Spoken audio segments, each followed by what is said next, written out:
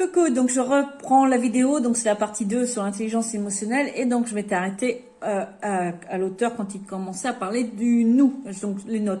Donc nous est une personne à part entière. Oui, je suis tout à fait d'accord là-dessus. C'est quelque chose que je conçois moi aussi, donc ça me parle et ça me plaît.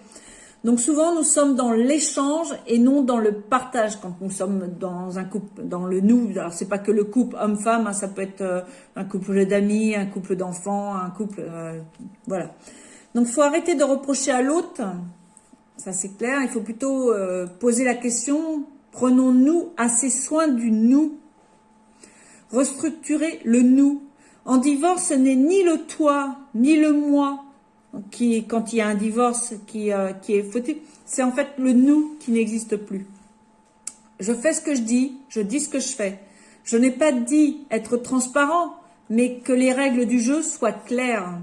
Parce que du coup, l'auteur nous dit que être complètement transparent, ne pas avoir cette zone intime, en fait, c'est ça qu'il suggère.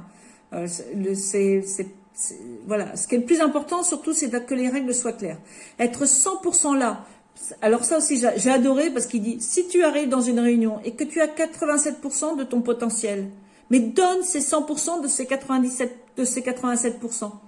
En fait, c'est je donne les 100% de ces 87%. J'aime bien cette vision. Le vrai respect, en fait, c'est d'être là pleinement. La bonne affaire quand on est là, c'est qu'il n'y a plus de place pour le regret. Si tu as été à 100% de ton potentiel présent, mais tu n'as pas à avoir de regret.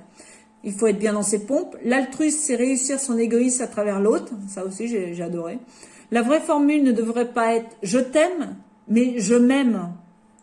L'intelligence émotionnelle, en intelligence émotionnelle, le « je t'aime » n'existe pas. C'est de l'hypocrisie pour eux. C'est je m'aime, mais je m'aime à travers toi. Le je t'aime, en fait, c'est comme ça qu'il le traduit. Un couple, c'est une mutualisation d'égoïsme. Ce qui intéresse l'autre, de toute façon, c'est lui en premier. Ce qui m'intéresse en premier, c'est moi. Ce qui intéresse le client, quand tu parles à un client, c'est ce qui l'intéresse, ben, c'est ce qui est une bonne affaire pour lui. L'intelligence émotionnelle nous dit, prends soin de ton égoïsme à travers l'autre, mais sois plus intéressé qu'intéressant. Intéresse-toi à lui. Alors, après, il nous parle du maillon fort, qui est l'émotion. Alors, la joie est. Donc, pour lui, la joie, c'est est. Il n'y a pas d'autre, c'est est. Donc, il ne va pas s'occuper de la joie. Par contre, ce qui est important, c'est tout le club des gènes, de tout ce qui est gênant. Tout ce qui est... Alors, la peur féminine, ben, c'est la peur au sens féminin, c'est la peur de ne pas être aimé. La peur masculine, c'est de ne pas être compétent.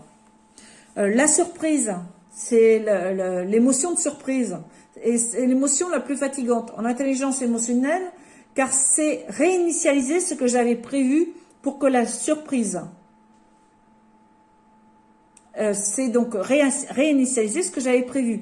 Que la surprise soit bonne ou mauvaise d'ailleurs. Ça ne veut pas dire qu'à l'arrivée, on n'est pas content. Mais comme c'est une surprise, il y a un temps d'adaptation et du coup, c'est très fatigant.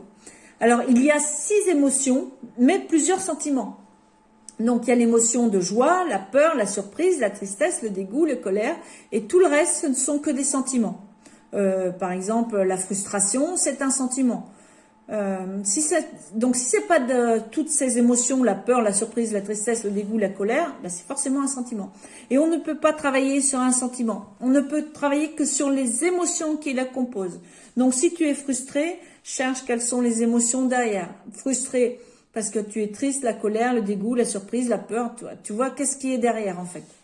La porte d'entrée la plus élégante, en fait, quand tu veux travailler avec quelqu'un, ben c'est la surprise. Quand on sent que quelqu'un est en colère, eh bien, la colère, c'est la résultante des 4 autres.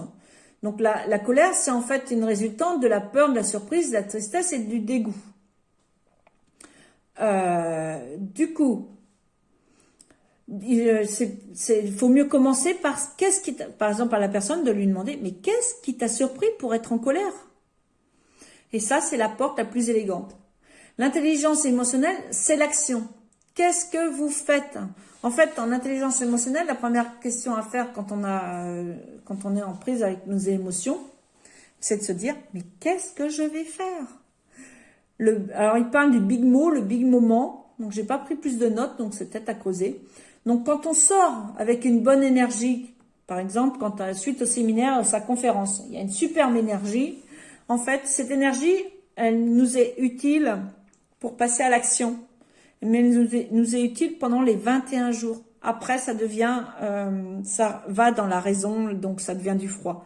Donc, pour être porté, il faut agir dans ces 21 jours. Voilà, le mot de la fin, c'était juste do it. Il y a juste à faire. J'ai beaucoup aimé cette conférence, en fait. Je ne sais pas, toi, si tu auras le temps de la regarder, parce que c'est vrai que je te rajoute en plus mes 25-30 minutes de commentaires. Il y a pas mal d'idées qui sont vraiment que je vais mettre en place pour ma part, même que j'ai déjà pas mal mis en place, mais qui remet des mots autrement et j'aime beaucoup. Donc maintenant, il n'y a plus qu'à, hein. Allez, go, on se met en action pour vivre la vie de tes rêves. Tu vas te mettre en action. Donc par où vas-tu commencer?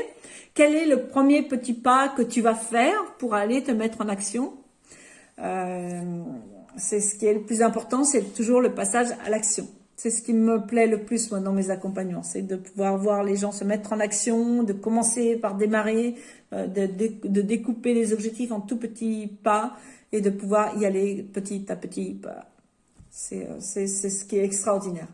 Je vais te remercier si tu me partages de ton aide, du moins ton aide. Merci de partager en fait mes publications, parce que si mes publications te plaisent, elles peuvent peut-être aussi aider ou plaire à ta communauté, à ton réseau de contacts, et ça m'aiderait beaucoup à me développer.